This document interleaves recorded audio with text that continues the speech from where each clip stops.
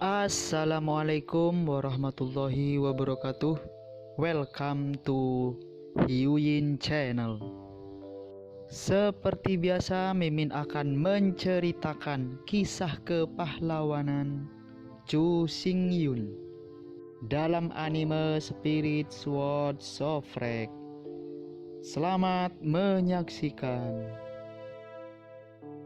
Jangan mengira bahwa Jin Xianer membunuh seorang pejuang tulang dalam hitungan detik dan berpikir bahwa pejuang tulang itu sangat lemah. Tapi tidak ada yang lemah. Pukulan Jin Xianer tampak sederhana, tetapi nyatanya itu sangat kuat. Pertama-tama, pukulan itu didasarkan pada penghancuran jarum emas. Kedua, pada jarum emas kehancuran, ada 9 lapisan energi yang ditumpangkan. Sekali lagi, ke-9 tingkat energi tersebut tidak hanya memiliki atribut yang berbeda, tetapi juga dapat bertumpuk satu sama lain.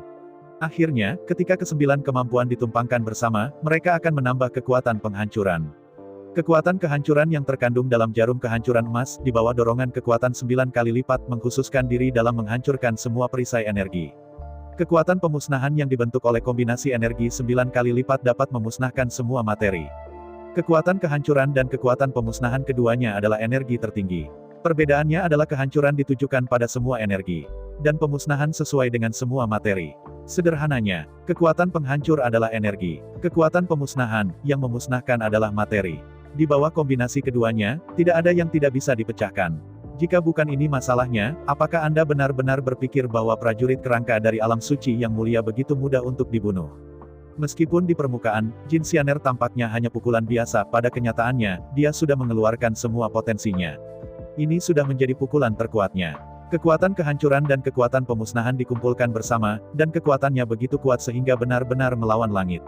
Ambil pertempuran saat ini sebagai contoh. 3 orang suci naga tingkat tinggi memegang tombak tingkat artefak, tapi mereka juga bertarung sangat keras. Saat ini, menghadapi Panglima Perang Kerangka yang dipanggil oleh klon leluhur hantu, mereka bertarung sangat keras. Meskipun wilayah Panglima Perang Kerangka terbatas pada yang suci peringkat menengah, ada banyak lusinan dari mereka. Selain itu, seiring berjalannya waktu, klon dari Nether Ancestor akan memanggil lebih banyak prajurit kerangka. Paling banyak 3.000 prajurit tulang bisa dipanggil. Di tengah suara dentang yang keras, ketiga orang suci naga itu terjebak di sebuah lorong sempit. Dengan cara ini, meskipun jumlah prajurit tulang besar, hanya 3 prajurit tulang yang dapat menyerang 3 orang suci naga. Dalam suara dentang yang keras, ketiga orang suci naga telah mengerahkan kekuatan penuh mereka. Namun, bahkan dengan kombinasi ketiganya, dibutuhkan lebih dari 3 jam untuk memenggal kepala seorang prajurit kerangka. Mengusir, saat ketiga naga itu bertarung keras. 2 lolongan tajam datang dari gua di kejauhan. Ayo bicara, 2 sosok emas muncul di langit di kejauhan. Melihat kedua sosok emas itu, 3 orang suci naga tidak bisa menahan kutukan. Pengunjung itu bukan orang lain, tetapi penguasa suci klan Elang Emas, mereka adalah Jin Yu dan Jin Lan. Meskipun kedua orang ini hanyalah orang bijak dasar, pada kenyataannya, wilayah mereka sangat dekat dengan sakral tingkat menengah. Untuk mengetahui, yang disebut orang bijak tingkat dasar, menengah, dan tinggi, perbedaan kekuatan sebenarnya tidak sebesar yang dibayangkan. Bukannya begitu Anda berhasil mencapai promosi tingkat menengah, kekuatan Anda akan mengalami lompatan kualitatif. Sederhananya, Dewa Suci Dasar, tali hukum pemurnian, kurang dari 3.000, dan tidak ada jubah surgawi yang mulus. Orang suci tingkat menengah, hukum pemurnian, lebih dari 3.000, dan menenun jubah surgawi yang mulus. Namun pada kenyataannya, meskipun jubah yang mulus itu penting, itu tidak begitu penting. Misalnya, jika Anda memperbaiki 2.900 string hukum, itu adalah sage dasar. Jika Anda menyempurnakan 3.000 string hukum, Anda adalah penguasa menengah. Dan 2.900, seberapa lemah dari 3.000? Faktanya, Dewa Suci adalah Dewa Suci, tidak ada yang namanya junior, menengah, atau tinggi. Kesenjangan tingkat ketiga hanyalah kesenjangan kuantitas, bukan kesenjangan kualitas. Jika memang ada kesenjangan kualitatif, maka tingkat kekuatan baru pasti akan ditarik. Di atas Tuhan, semua orang sebenarnya sama. Perbedaannya terletak pada basis kultivasi siapa yang lebih tinggi dan mana yang lebih dalam. Ambil Jin Yu dan Jin Lan sebagai contoh. Meskipun mereka masih suci, hukum pemurnian mereka sebenarnya melebihi 2.500. Meskipun masih ada celah tertentu dengan intermediate sovereign, jarak tersebut sangat kecil. Terlalu kecil untuk memutuskan hasilnya. Faktanya, ada lebih dari 2.000 string hukum pemurnian, dan kekuatannya tidak kalah dengan yang suci peringkat menengah. Jika hanya 2 orang suci tingkat menengah, ketiga orang suci naga itu mungkin tidak terlalu peduli. Tapi jangan lupakan, elang emas bukanlah yang disebut elang emas. Elang emas hanyalah salah satu cabang keluarga elang emas yang paling tidak penting dan paling tidak memenuhi syarat. Klan elang emas asli mengacu pada elang-elang bersayap emas. Seperti yang kita ketahui bersama, elang peng besar bersayap emas adalah musuh bagi suku naga dan ular. Jika mereka benar-benar bertarung, Jin Yu dan Jin Lan dapat bergabung untuk melawan 3 orang suci naga tingkat tinggi. Dan itu belum terlambat. Oleh karena itu, meskipun Jin Yu dan Jin Lan hanya memiliki 2 orang, meski kekuatan mereka hanyalah puncak dari tahap awal, namun, ketiga orang suci naga tidak berani memprovokasi mereka. Dalam hal pertarungan, tidak selalu benar siapa yang akan menang. Jin Yu dan Jin Lan juga menemukan 3 orang suci naga untuk pertama kalinya. Meskipun mereka tidak takut pada ketiga orang suci naga, secara umum mereka tidak ingin memprovokasi ketiga orang suci naga tersebut.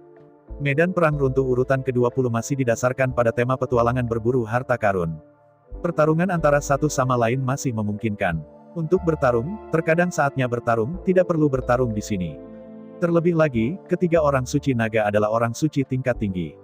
Dalam hal pertarungan, tidak selalu benar siapa yang akan menang.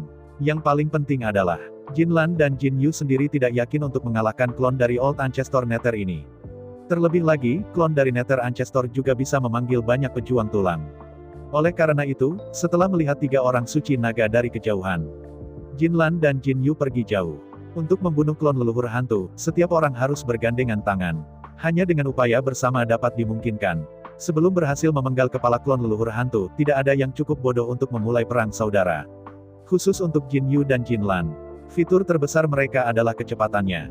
Dan avatar dari Nether Ancestor ini, setelah memasuki kondisi terluka parah, dia akan melakukan lompatan dimensional dan kabur tanpa keberadaan. Mengandalkan keunggulan kecepatan Jin Yu dan Jin Lan, mereka cukup percaya diri untuk menemukan klon Nether Ancestor yang terluka parah sebelum orang bijak lainnya. Waktu berlalu dengan lambat. 3 orang suci naga, serta Jin Yu dan Jin Lan, terjebak dalam satu posisi. Mencekik para pejuang tulang itu dengan seluruh kekuatan mereka. Seiring berjalannya waktu, semakin banyak orang bijak tingkat menengah dan tingkat tinggi tiba di tempat kejadian. Bisa dikatakan, para lord yang memenuhi syarat untuk muncul di sini bukanlah pemula. Mereka telah mengalami pertempuran serupa berkali-kali. Semua orang tahu, bertengkar sekarang tidak ada artinya. Kompetisi sebenarnya resmi diluncurkan setelah Nether Ancestor terluka parah dan melarikan diri. Untuk saat ini, semua orang yang bekerja bersama adalah pilihan terbaik. Waktu berlalu, semakin banyak orang kudus yang tiba di Aula Tulang Putih. Segera, jumlah orang suci di Aula Tulang Putih melebihi 300. Di bawah pencekikan panik, seorang panglima perang tengkorak dipenggal satu demi satu. Meskipun klon dari Nether Ancestor dapat memanggil hingga 3000 tulang warrior, itu dicekik oleh ratusan orang bijak menengah dan bahkan tingkat tinggi. Tidak peduli berapa banyak tentara kerangka yang dipanggil, itu tidak masuk akal. Dengan berlalunya waktu, klon dari Nether Ancestor memanggil gelombang terakhir dari prajurit kerangka. Sejauh ini, klon dari Old Ancestor Nether tidak ada yang bisa direkrut. Selanjutnya, yang bisa dia andalkan hanyalah dirinya sendiri dan kekuatan bendera tulang hantu ini di tangannya. Sayangnya, meskipun avatar leluhur tua Nether sangat kuat, tidak mungkin untuk mengalahkan lebih dari 300 lawan dengan kekuatannya sendiri. Di bawah pengepungan dan penindasan lebih dari 300 orang suci tingkat menengah dan tingkat tinggi, klon dari Nether Ancestor akhirnya menjadi berbahaya. Kerangka seperti giok putih dibombardir dengan lubang. Apalagi tulang rusuknya penuh dengan retakan. Dengan pandangan tajam, dia tampak seperti itu bisa hancur kapan saja. Klon nenek moyang Nether dengan keras kepala mendukungnya selama 3 hari. Setelah puluhan miliar pukulan, tulang-tulang di sekujur tubuhnya ditutupi dengan retakan seperti jaring laba-laba. Di tulang seluruh tubuh, partikel kecil tulang mulai berjatuhan. Jika terus berlanjut, tidak butuh waktu lama sebelum akan runtuh menjadi partikel tulang. Menghadapi ini, klon dari Old Ancestor Nether mengangkat kepalanya ke langit dan mengeluarkan raungan diam-diam. Dalam deru, nenek moyang hantu cloning, dan seluruh tubuh menjadi abu-abu. Saat berikutnya, klon leluhur Nether menghilang secara aneh di Whitebone Hall. Menghadapi pemandangan ini, semua penguasa tidak kecewa. Semua orang tahu bahwa adegan ini pasti akan terjadi. Selanjutnya, adalah puncaknya. Siapa yang bisa menemukan klon Nether Ancestor yang terluka parah terlebih dahulu? Dan manfaatkan cederanya yang serius, bunuh dia. Siapa pemenang akhirnya? Adapun semuanya sebelumnya, itu hanya sebuah proses. Tidak ada yang pernah berharap membunuh klon Nether Ancestor di sini. Dengan klon leluhur hantu melarikan diri. Di Aula Tulang Putih, semua orang suci tersebar dengan burung dan hewan.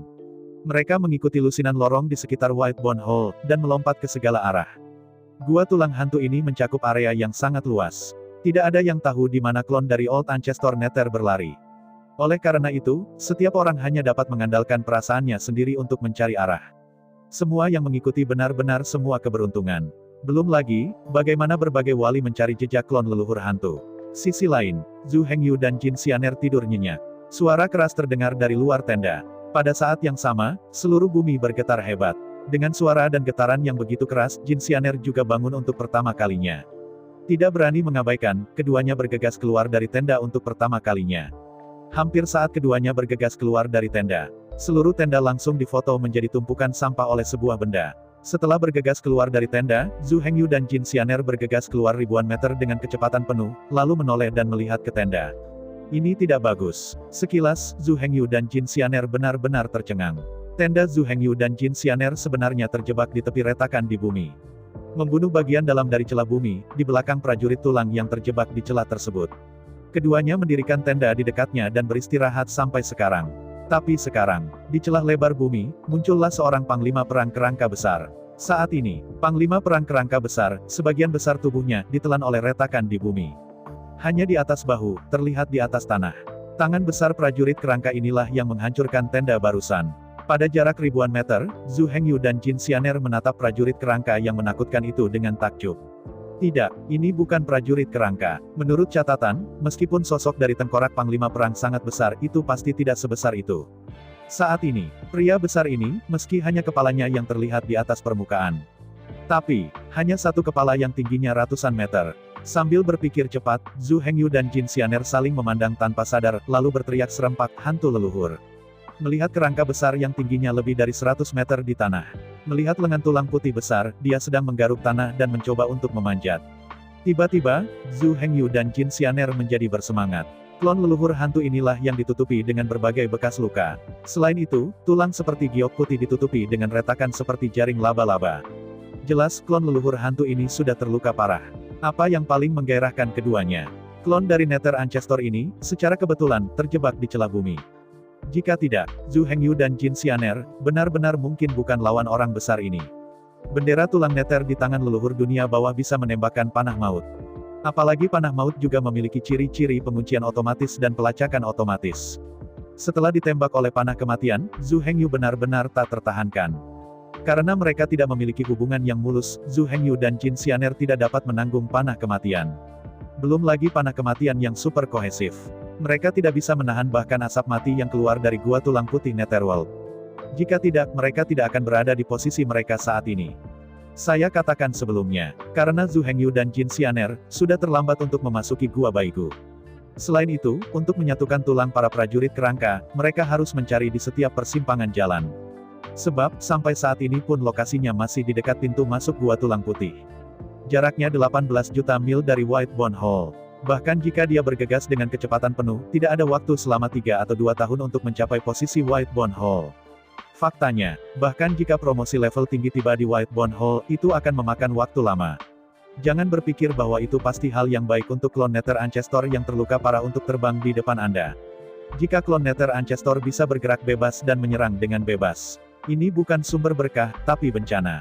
Zhu Hengyu dan Jin Xianer bisa langsung dibunuh oleh hantu tulang spanduk. Mereka tidak bisa melawan panah kematian sebelum menenun jubah surgawi yang mulus. Jika Anda ingin melawan klon Nether Ancestor, setidaknya Anda membutuhkan satu set lengkap pakaian surgawi yang mulus. Tapi sekarang, klon dari Master Nether Ancestor ini, meskipun turun dari langit, muncul di depan Zhu Hengyu dan Jin Xianer. Namun, secara kebetulan, dia jatuh ke dalam celah di bumi.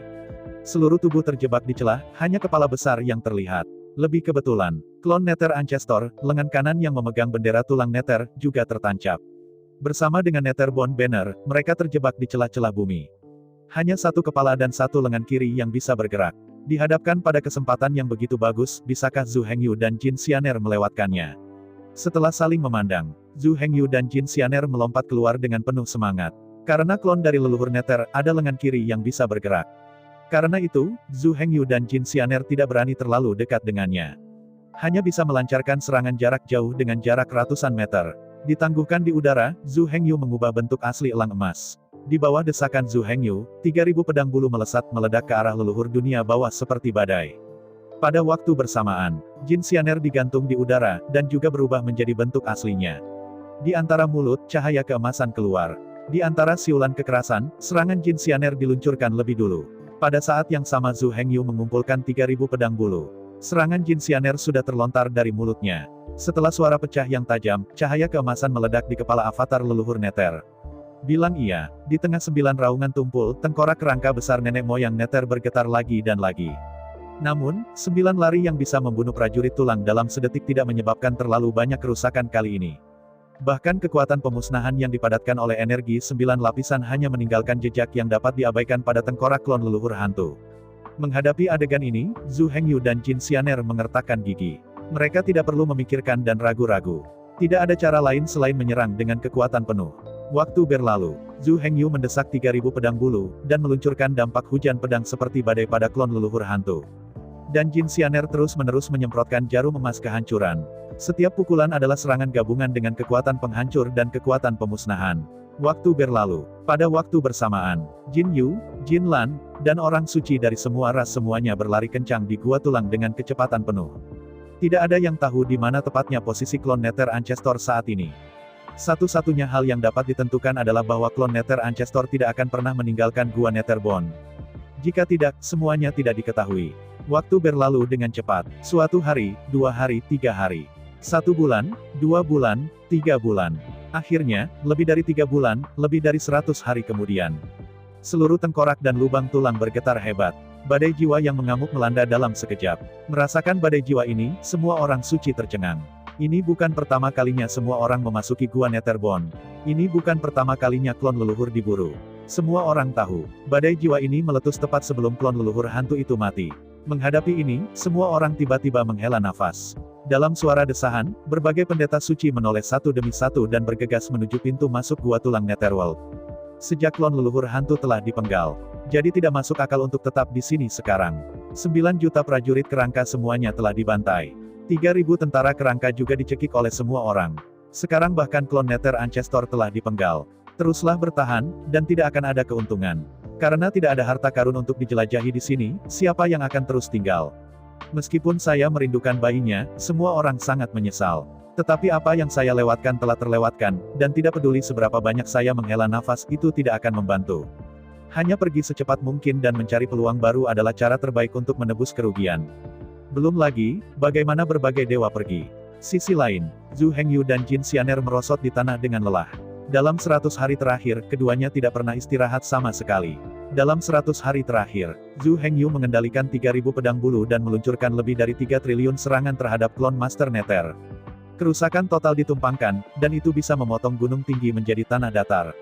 Namun, meski dia tidak mau mengakuinya, Zhu Hengyu tahu.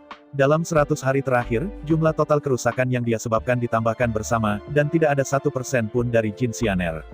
Setiap serangan Jin Xianer membuka jalan dengan jarum emas yang gagah. Karena itu, setiap serangan Jin Xianer mengandung kekuatan penghancur. Selain itu, setiap serangan Jin Xianer mengandung 9 kerusakan. Setiap kerusakan berat juga dapat ditumpangkan satu sama lain. Setelah menambahkan 9 tumpang tindih, kekuatan pemusnahan akan bertambah. Dalam 100 hari terakhir, Jin Xianer meluncurkan lebih dari 30 juta serangan berturut-turut. Harus mengatakan, klon leluhur hantu ini benar-benar menakutkan. Bahkan jika mereka masih berbaring di sana, keduanya menyerang secara sewenang-wenang, butuh 100 hari untuk akhirnya mengalahkan mereka.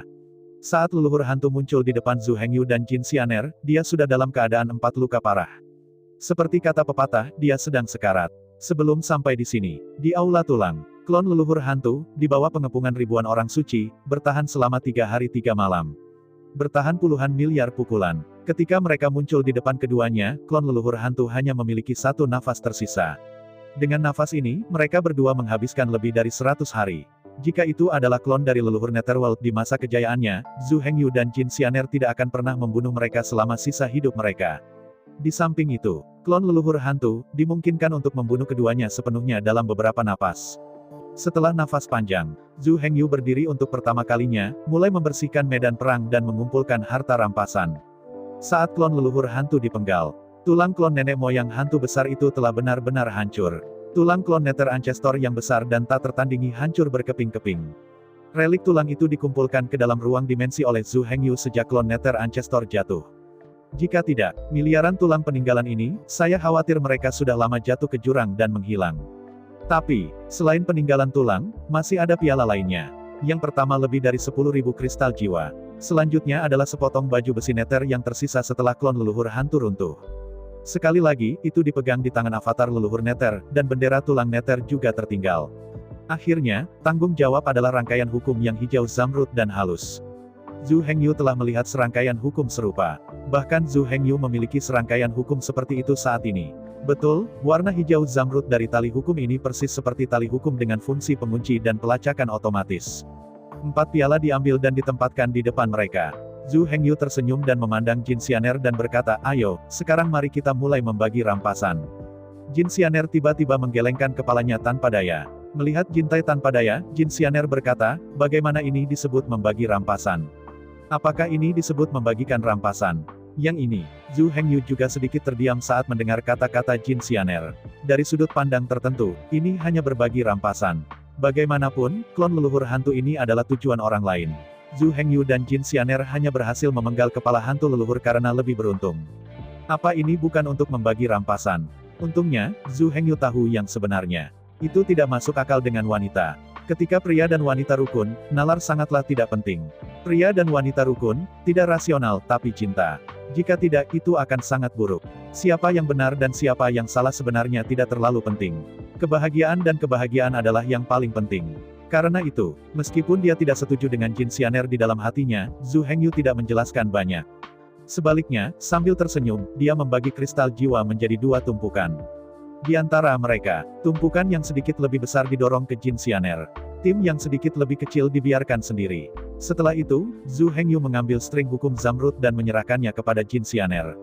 Melihat munculnya hukum hijau zamrud, tiba-tiba Jin Xianer berteriak. Rangkaian hukum zamrud ini sangat aneh bagi Zhu Hengyu. Saya belum pernah mendengarnya. Namun bagi Jin Xianer, rangkaian hukum zamrud ini bisa dikatakan sudah terkenal. Di medan perang tingkat 20 runtuh. Di antara semua harta yang bisa diperoleh, rangkaian hukum hijau ini menempati urutan pertama. Ini menunjukkan betapa berharganya rangkaian hukum ini. Bersemangat untuk mengambil alih rangkaian hukum hijau zamrud, Jin Xianer senang dan tidak bisa membantu tetapi membungkuk dan mencium pipi Jintai dengan keras.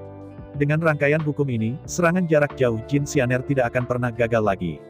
Perhatian Zhu Hengyu ditempatkan pada 2 harta karun yang tersisa. Sampai saat ini hanya Nether Armor dan Nether Bone Banner yang tersisa. Selanjutnya, bagaimana saya harus membagi?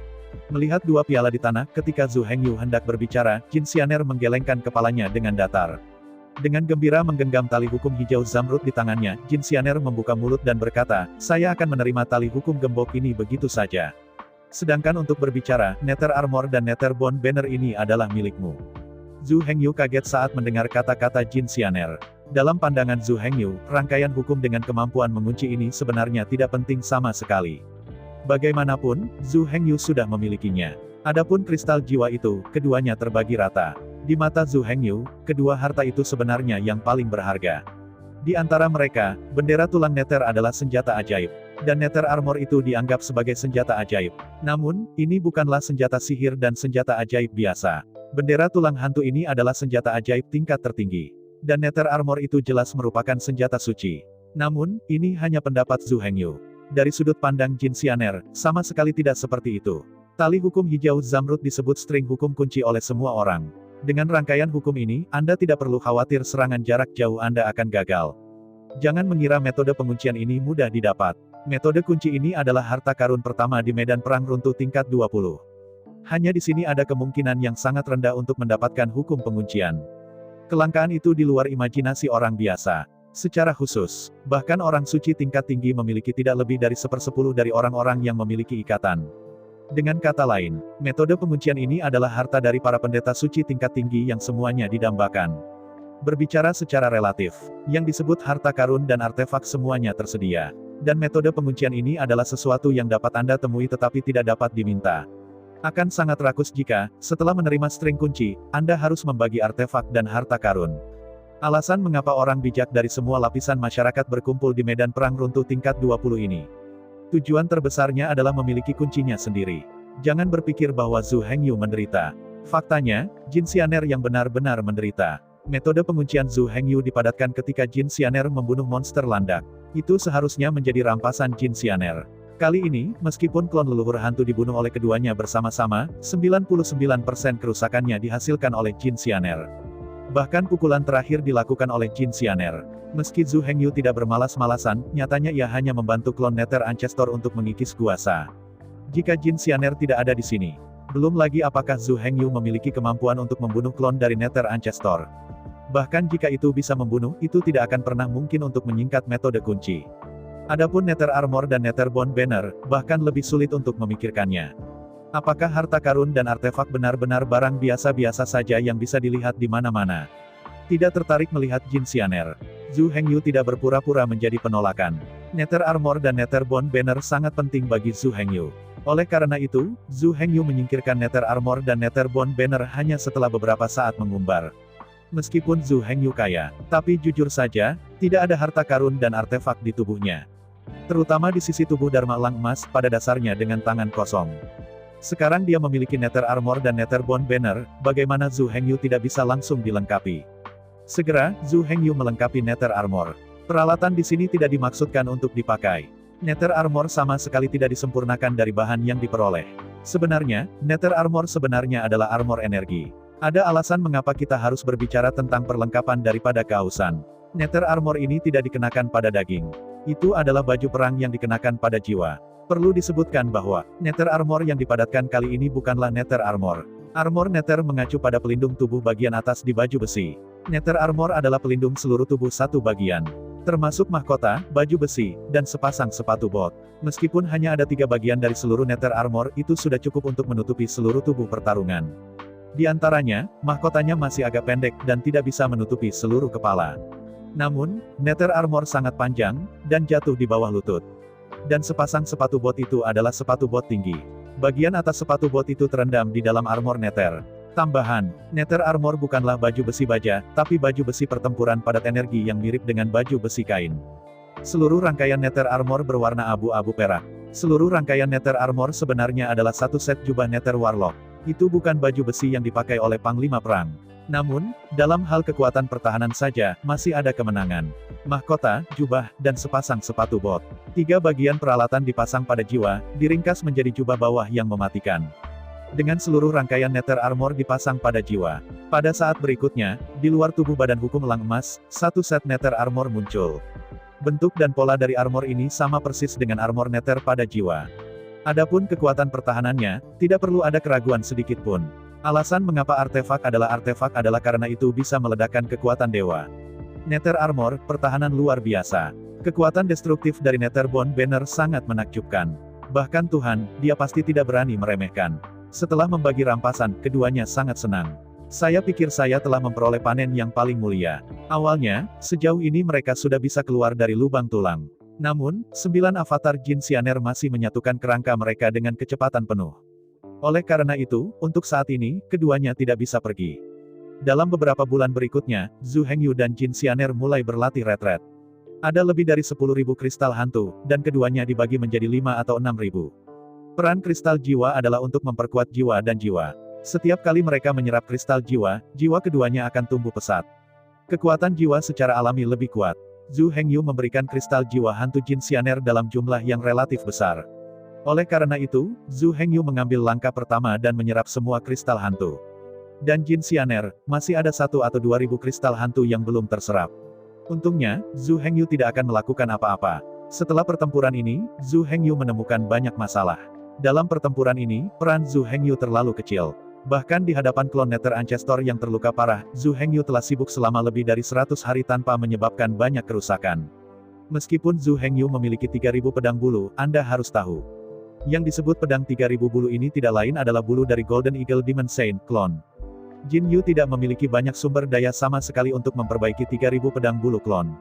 Oleh karena itu, meskipun 3.000 pedang bulu ini terdengar banyak jumlahnya, kekuatan penghancur yang mereka timbulkan masih terlalu rendah, dan tidak mencapai standar peringkat suci. Jika tidak, bagaimana mungkin output Zhu Hengyu kurang dari 1% dari Jin Xianer dalam lebih dari 100 hari? Tidak peduli seberapa kuat Jin Xianer, itu tidak cukup kuat untuk menjadi 100 kali lebih kuat dari Zhu Hengyu, bukan? Elang Emas Dharmakaya bukanlah tiruan dari Jin Yu. Tapi kata-katanya sendiri, tidak diragukan lagi. 3.000 pedang bulu ini sangat kuat. Bahkan jika tidak bisa dibandingkan dengan Jin Xianer, itu tidak akan memperlebar jarak ratusan kali lipat. Jin Yu bisa meredam 3.000 pedang bulu pada saat yang sama, tetapi tubuh ukiran emas Zhu Hengyu tidak bisa. Ini masih menjadi masalah, tidak ada waktu, tidak ada tenaga, tidak ada sumber daya material dan keuangan. Zhu Hengyu membutuhkan terlalu banyak sumber daya. Tidak ada cukup sumber daya yang dikonsumsi untuk tubuh Dharma Elang Emas. Bahkan jika beberapa sumber daya dengan enggan dipindahkan, tidak mungkin untuk meredam 3.000 pedang bulu pada saat yang bersamaan. Sekarang, Zhu Hengyu harus membuat pilihan. Sangat tidak mungkin untuk meredam 3.000 bulu emas dan pedang emas pada saat yang bersamaan. Bahkan jika tidak bisa ditempa itu tidak perlu. Di saat yang sama, hanya ada 9 pedang yang bisa dikendalikan. Tidak peduli seberapa banyak itu tidak masuk akal. Selain itu, karena biji teratai yang konsentris, hanya Zhu Hengyu dan 9 pedang bulu di dalamnya yang telah mencapai simpati. Tidak peduli dari sudut pandang mana, Zhu Hengyu harus membuat pilihan. 3.000 pedang bulu, masih mengkondensasi 3.000 armor besi, dengan fokus pada pertahanan. Hanya 9 bulu utama bergagang yang diringkas menjadi pedang bulu dengan pikiran yang sama seperti Zhu Hengyu yang layak diberi temper khusus. Setelah membuat keputusan, Zhu Hengyu mengekstraksi semua dari 3.000 bulu emas dan pedang yang telah ditempa selama ribuan tahun. Dituangkan ke dalam 9 pedang bulu. Saat bubar, 3.000 pedang bulu, maksud pedang dari setiap pegangan sangat lemah. Tapi ketika maksud pedang dari 3.000 pedang bulu dipadatkan menjadi 9 pedang bulu. Niat pedang di setiap pedang bulu telah membengkak sampai titik meledak. Setelah mengevakuasi maksud dari 3.000 pedang bulu, Zhu Hengyu menggunakan waktu yang tersisa untuk menyempurnakan 3.000 pedang bulu menjadi 3.000 baju besi bulu. Di luar tubuh pertempuran, dinding tembaga dan dinding besi diletakkan. Setelah Zhu Hengyu menyelesaikan semua ini, Jin Xianer akhirnya meninggalkan Bea Cukai. Namun sejauh ini, keduanya masih belum bisa pergi. Area gua tulang terlalu besar. Bahkan jika Jin Xianer memiliki 9 klon untuk membantu akan membutuhkan waktu lama untuk mengumpulkan semua kerangka. Dalam keputusasaan, Zhu Hengyu dan Jin Xianer hanya bisa terus tinggal di sini untuk berkultivasi keras. Meskipun Jin Xianer berhasil menyerap lebih dari 6.000 kristal hantu. Namun, pada saat ini, dia hanya terserap pada awalnya. Butuh beberapa waktu untuk mengkonsolidasikannya sebelum dapat dianggap sebagai fondasi yang kokoh. Jika tidak, peningkatan mendadak tidak akan sepenuhnya disempurnakan. Segera, Zhu Hengyu dan Jin Xianer memasuki keadaan tertutup lagi. Setelah sedikit menguatkan jiwa, Zhu Hengyu mengeluarkan berbagai bahan langka dari gelang Ice Emperor. Di lain waktu, Zhu Hengyu menggunakan berbagai logam yang sangat indah untuk terus-menerus meredam dan memperkuat 9 pedang bulu. Bagaimanapun, di pertarungan berikutnya, Zhu Hengyu tidak ingin mengikis Gusa lagi. Jangan meminta lebih banyak, paling tidak itu akan menyebabkan Jin Xianer menyebabkan 1/10 kerusakan. Selama kultivasi, keduanya lupa tahun. Akhirnya, 9 avatar Jin Xianer tiba di Bone Hall. Berhasil mengumpulkan kerangka dari 3.000 panglima perang kerangka. Sejauh ini, semua harta karun di Gua Tulang telah terkumpul. Zhu Hengyu pertama-tama mengirim semua tulang dari 3.000 panglima perang kerangka kembali ke Badan Hukum Suantian. Sejauh ini, saatnya meninggalkan Gua Tulang hantu ini. Dalam dua suara siulan, Zhu Hengyu dan Jin Xianer bergegas keluar dari pintu masuk Gua Tulang Putih berdampingan. Melihat sekeliling, tidak ada yang bisa melihatnya. Beberapa bulan yang lalu, semua Lord sudah pergi. Saling melirik, Jin Xianer berkata, apa yang harus kita lakukan, kemana kita akan pergi selanjutnya? Menghadapi pertanyaan Jin Xianer, Zhu Hengyu mengangkat bahu dan berkata, saya tidak tahu, mari kita jalan-jalan saja. Jin Xianer tidak tahu. Karena tidak ada tempat untuk pergi, mari kita berkeliling dulu. Tarik napas panjang. Sementara Jin Xianer berpikir, 9 avatar elang emas muncul dari Gua Tulang di belakangnya. Di bawah perintah pikiran Jin Xianer, 9 avatar terbang ke segala arah. Alih-alih Jin Xianer, jelajahi situasi di sekitarnya. Di saat yang sama, mereka juga berusaha semaksimal mungkin untuk mencari jejak binatang yang roboh itu.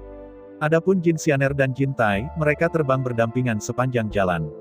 Sambil mengobrol, menyaksikan pemandangan indah medan perang Tier 20 yang runtuh. Pemandangan indah. Tepat sekali. Meskipun Tier 20 meruntuhkan medan perang, lingkungannya sangat menyeramkan. Tetapi lingkungan yang menyeramkan sebenarnya semacam pemandangan, dan juga indah. Selama penerbangan, lebih dari 2 minggu berlalu dalam sekejap mata. Akhirnya, klon di barat daya menemukan seekor binatang yang rusak. Setelah mendapatkan berita ini, Zhu Hengyu dan Jin Xianer, serta 8 avatar Jin Xianer lainnya, menoleh pada saat yang sama dan bergegas menuju titik itu. Berlari sepanjang jalan, keduanya mencapai tujuan hanya dalam 3 jam. Melihat sekitar, di tengah barisan pegunungan yang terus-menerus, seekor binatang tirani dengan ketinggian lebih dari 800 meter melambaikan sepasang cakar beruang dengan panik. Terus-menerus menghadap ke langit, klon Jin Xianer meraung. Tentu saja, orang ini tidak mengaum secara membabi buta. Tetapi dari waktu ke waktu, dia akan mengambil batu besar dari tanah dan menghancurkannya ke arah klon Jin Xianer. Dengan kedatangan Jin Xianer, binatang buas itu menjadi semakin ganas. Jin Xianer dan Zhu Hengyu membuka mata mereka pada saat yang sama melihat binatang beruang buas yang mengaum di langit. Meski orang ini bisa melempar batu besar dan melakukan serangan jarak jauh, jelas serangan orang ini tidak terkunci. Klon Jin Xianer dapat dengan mudah menghindari batu-batu besar ini. Untuk Jin Xianer dan Zhu Hengyu, tingkat kemampuan serangan jarak jauh ini setara dengan tidak memilikinya. Di antara pikiran, Jin Xianer mengambil kembali 9 klonnya. Serangkaian hantu berkumpul di Jin Xianer dan bergabung ke dalam tubuhnya. Saya melihat kabut hitam mengambang keluar dari tubuh Jin Xianer. Membunuh. Ditemani oleh Jin Xianer berteriak. Tepi emas menyembur dari mulut Jin Xianer. Pada waktu bersamaan, Zhu Hengyu tidak berani mengabaikan. Dengan sejumput seni pedang di tangan kanannya, dia mendorong pedang bulu bergagang 9 dan menembakkannya ke arah beruang yang kejam itu. Menghadapi serangan Jin Xianer dan Zhu Hengyu, binatang buas itu mengangkat kepalanya dengan ganas dan mengeluarkan raungan yang mengguncang langit pada Jin Xianer dan Zhu Hengyu. Zhu Hengyu dan Jin Xianer tidak menanggapi raungan binatang beruang yang kejam itu dengan serius. Tapi dengan suara menderu, Zhu Hengyu dan Jin Xianer anehnya tetap di udara. Pada waktu bersamaan, binatang buas yang kejam itu dengan kasar mengambil sebuah batu besar dan melemparkannya ke arah posisi kedua pria itu. Dalam rengekan sedih, batu besar sebesar gunung kecil melesat ke arah mereka berdua. Jika ini dipukul, tulang akan patah dan tulang akan patah, tetapi orang mati akan dibunuh di tempat. Itu adalah Zhu Hengyu dan Jin Xianer yang baru saja memasuki medan perang kehancuran tingkat 20. Di bawah pukulan ini, keduanya abadi dan cacat. Tapi sekarang, setelah menyerap 5 atau 6.000 kristal jiwa, roh primordial keduanya terlalu kuat. Menghadapi raungan binatang buas itu, mereka berdua hanya diam sejenak, dan kemudian membebaskan diri pada saat bersamaan. Dengan suara siulan, Zhu Hengyu dan Jin Xianer, kiri dan kanan, menghindari kedua sisi. Hampir pada saat yang sama mereka berdua menyingkir. Batu besar seperti bukit melesat melewati tempat mereka berdua tadi. Sedikit saja, keduanya akan terkena batu besar. Setelah saling memandang, Zhu Hengyu dan Jin Xianer terkejut. Medan perang urutan ke-20 ini runtuh, tidak ada dewa binatang yang diberikan secara gratis. Tadi, satu secara tidak sengaja, hampir terlipat di sini. Namun, hewan beruang yang ganas ini sebenarnya tidak bisa benar-benar mengancam Zhu Hengyu dan Jin Xianer. Itu tidak disengaja barusan, dan jaraknya terlalu dekat, dan dia memasuki area kendali beruang yang ganas. Jika jarak ditingkatkan, tidak ada bahaya seperti itu. Saya ucapkan banyak terima kasih kepada teman-teman yang telah menonton video yang saya tampilkan. Untuk video selanjutnya bisa standby di channel ini. Terima kasih.